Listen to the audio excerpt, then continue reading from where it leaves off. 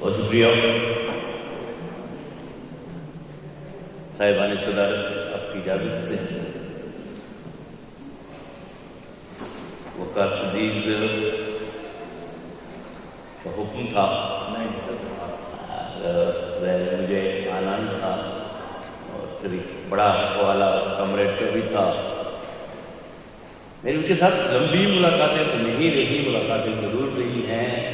بحیثیت ایک شاعر کے، بحیثیت ایک مدیر کے، بحیثیت ایک ترقی پسند شخصیت کے. یوسف حسن کو دیکھ دیکھ کر ہم نے سیکھا بھی کہ کیسے ہم ان لوگوں سے اپنے نہ صرف تعلقات کو استوار کریں جن کو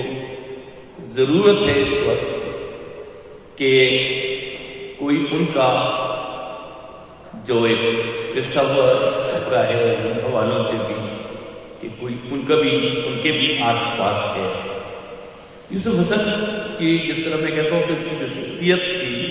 ان سے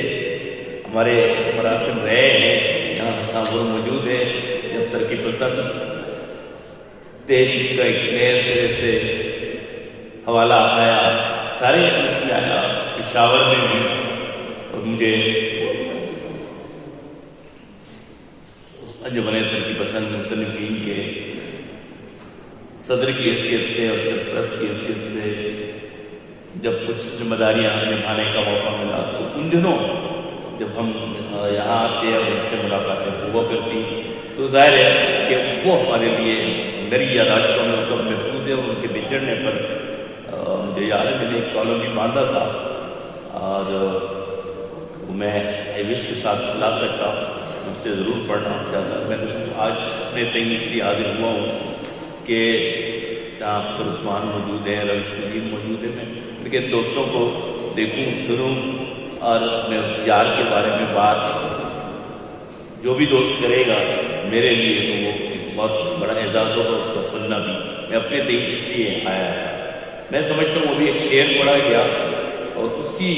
شعر کے حوالے سے میں بات صرف اتنی کروں گا کہ یہ شعر ہے جو یوسف حسن کا سارا حوالہ بھی ہے، اور یہ وہی خواب ہے جو میرا خواب ہے، جو آپ کا خواب ہے، جو تمام ترقی پسند احباب کا خواب ہے. اور وہ خواب کیا ہے کہ اس کی تلاش ان کو بھی کل تھی، مجھے بھی آج ہے، اور اسی پہ میں اپنی بات کو ختم بھی کروں گا کہ اسی کھنڈر میں میرے